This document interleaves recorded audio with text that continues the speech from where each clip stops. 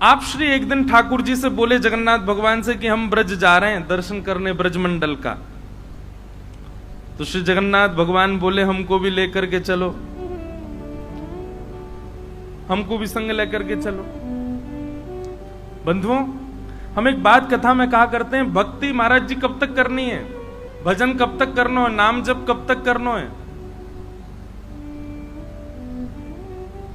हम ठाकुर जी के पीछे दौड़ रहे हैं तब तक तो ये समझो कि अभी भक्ति को चरम उत्कृष्ट फल हमको मिलो नहीं, लेकिन ठाकुर जी हमारे पीछे पीछे चल रहे हैं। तू जहां जाएगा वहीं चलूंगा, तू जहां जाएगा वहीं रहूंगा, तू जैसे खवाएगा वैसे रहूंगा, तेरे बिना ना रहूंगा। अभी हम ठाकुर जी के बिना नहीं रह पाते, पर कभी ऐसी स्थिति आ जाए कि ठाकुर जी कहें कि वाकू लेके आओ, वाक के बिना मेरा काम नहीं चले, तब समझो कि भक्ति उत्कृष्ट भई। साल वेग के लिए जगन्नाथ भगवान रथ रोक देते हैं, पहले साल वेग को लेके आओ तब मेरा रथ चलेगा। कैसे कैसे भक्तन के चरित्र हैं। उन्हीं में एक श्री माधवदास जी, बहुत ध्यान से सुनो, हमने बहुत बार कथा में सुनाई है, पर आज स्वामी जी के प्रसंग है तो विशेष रूप से कहें। तो श्री माधवदास जी जगन्नाथ जी के परम प्रिय भक्त थे। ऐसा वर्णन आता माधवदास जी के चरित्र में कि श्री माधवदास जी जगन्नाथ मंदिर में प्रवेश करते थे और ब्रह्म वेदी पर बैठे हुए श्री जगन्नाथ जी ऐसे झूमते थे, और उनकी झूमते भाई मुद्रा को देखने के लिए असंख्य भीड़ आती थी। तब सब लोग तभी दर्शन करने जाते जब माधवदास जाता। बोले क्यों? ये ठाकुर जी के सामने जाते, ठाकुर जी ऐसे झूमते हैं, मेरो माधव आगे हो। कितना प्रेम करते हैं ठाकुर जी। माधवदास जी एक दिन बोले जय जय, मैं वृंदावन जा रहा हूं दर्शन करवे।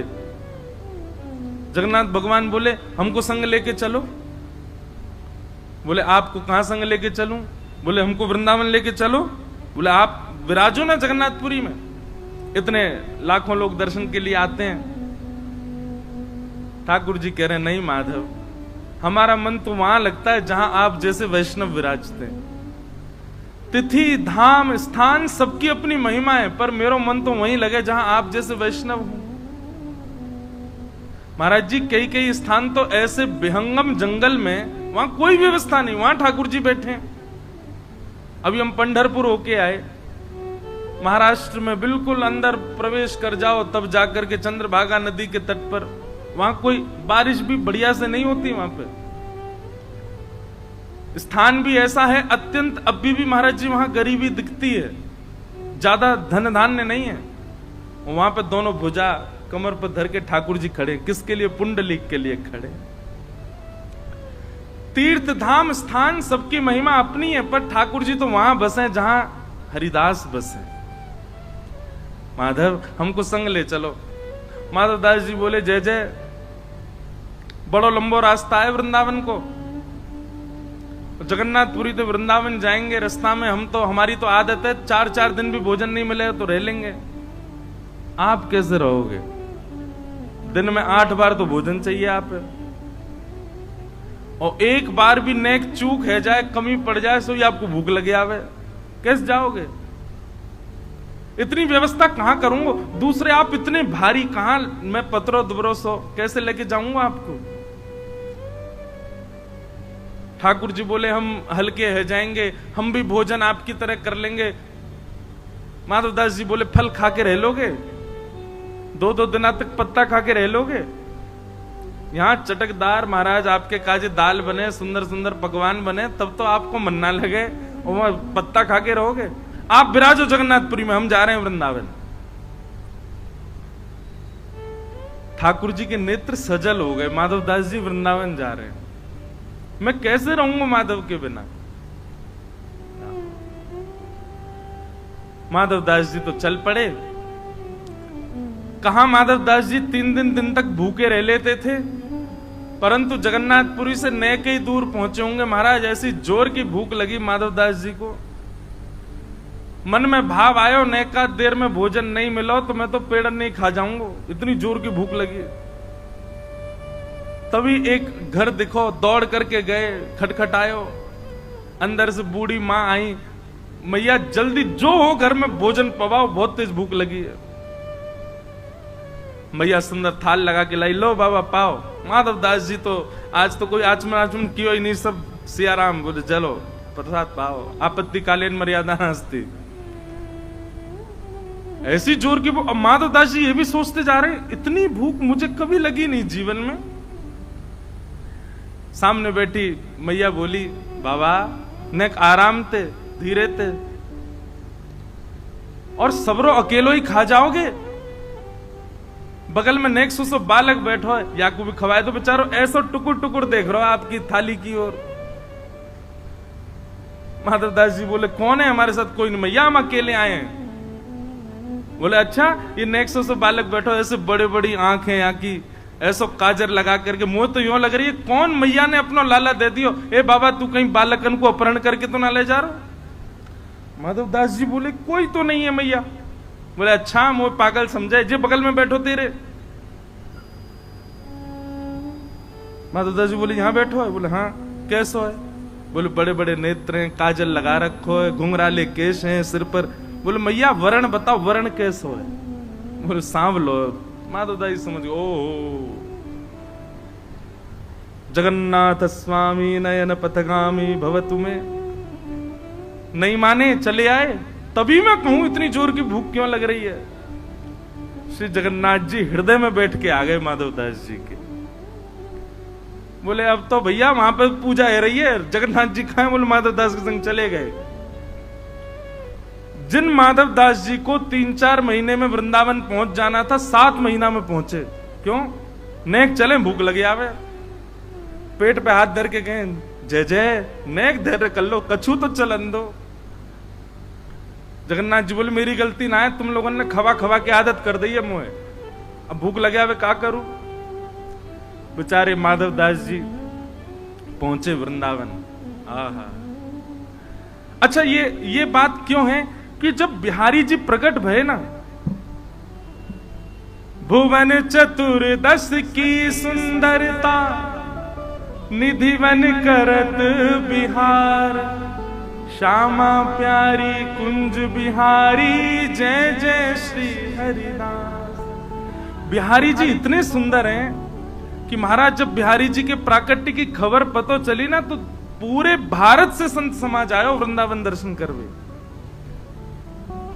जब श्री माधव दास जी को पता चली तो माधव दास जी भी आ रहे हैं। जाते ही वृंदावन पहुंचते ही सबसे पहले निधिवन गए। निधिवन गए तो वहां पर श्री विठल विपुल देव जी ने कही कि भैया ठाकुर जी तो अभी जो है का राजभोग आरोगेंगे, तो अभी कपाट बंद हैं, और बाकी स्वामी जी अभी मानसरोवर से आमेंगे। आप थोड़ी देर यमुना जी के आसपास कहीं विराज के नेकाद अपनो भजन कर लो, संध्या वंदन कर लो, थोड़ी देर में आ जाइयो। और आप भूखे प्यासे होंगे, अभी तो राजभोग में समय है, इतनी दूर से चल के आए, लो नेक चना ले जाओ। यमुना जी के तट पर गए, आपने जैसे ही स्नान किया, जोर की भूख लगी आई, पेट पे हाथ धर के बोले रुक जा रुक जा रुक जा, पवा रहा हूं, नेक डट जाओ। स्नान ध्यान करके अपनो स्वरूप श्रृंगार करके संध्या वंदन करके महाराज सुई चना लेकर के पान लगे माधव दास जी। मतलब विचार करो, माधव दास जी पाते हैं, पेट ठाकुर जी का बढ़ता है। माधव दास जी ने चना पा लिए। चना पा करके माधव दास जी बोले अब चलें, दर्शन करके आमे श्री बांके बिहारी जी के, कुंज बिहारी जी। अच्छा, बांके बिहारी जी का मूल नाम कुंज बिहारी ही है, बाद में बांके बिहारी पड़ गए हो, पर मूल श्री स्वामी जी को जो दियो नाम है वो कुंज बिहारी। स्वामी जी महाराज के दर्शन के लिए जैसे ही निधिवन राज में आए, बाहर आकर के खड़े हो गए। स्वामी जी अंदर राजभोग अरोगारे। स्वामी जी निकल करके भीतर से बाहर आए, बाहर आकर के दर्शनार्थी खड़े, कई सारे संत महापुरुष खड़े।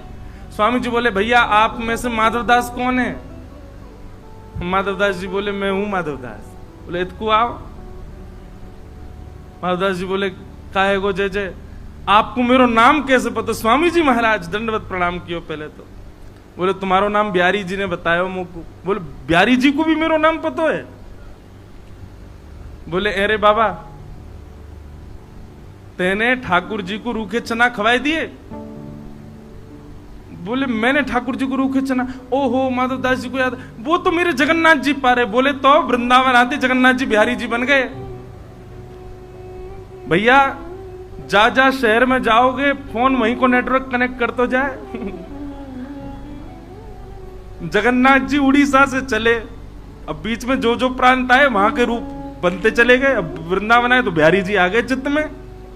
देख मैं भीतर गयो, बिहारी जी अपना मुंह खोल के मुंह को दिखा रहे, अरे मेरा मुंह पूरा छिल गो, जे माधव दास रूके चना खा रहे है। हे स्वामी जी आप तो ऐसे सुंदर सुंदर पकवान पवामे, ऐसे सुंदर सुंदर भोग लगामे, और जाने तो ऐसे रूके चना खवा दी, मेरा पूरा मुंह छिल गयो। माधव दास जी के नेत्र सजल हो गए। हरिदास जी लेकर के भीतर गए, बिहारी जी मुंह खोल के बैठे, देखो मेरो मुंह पूरा छील दियो। माधव दास जी कान पकड़े, अरे जय जय, आपके तो महलन के ठाकुर जी हैं, आपके तो गोद के ठाकुर जी हैं, लेकिन स्वामी जी ज्यादा बिगाड़ो मत इनको, ने एक अभ्यास कराया करो, सब भाव से रहें। ऐसी रस लीला श्री माधव दास जी पर अनुग्रह कियो हमारे श्री कुंज बिहारी लाल ने। यहां बिहारी जी भी आनंदित है गए, श्री माधव दास जी भी आनंदित है गए, और हमारे स्वामी श्री हरदास जी महाराज ने माधव दास जी को हृदय से लगा लिया। बोले आपकी भक्ति बड़ी ऊंची है, आपके हृदय में बैठ के स्वयं जगन्नाथ जी चल रहे हैं, आपके हृदय में बैठ के हमारो बिहारी जी बैठो है, बड़ी ऊंची बात है। खूब देर रस चर्चा चली, और वही रस चर्चा को आनंद दोनों आचार्य ने लियो। ऐसी रस भावना की बात बताई गई। महाराज जी स्वामी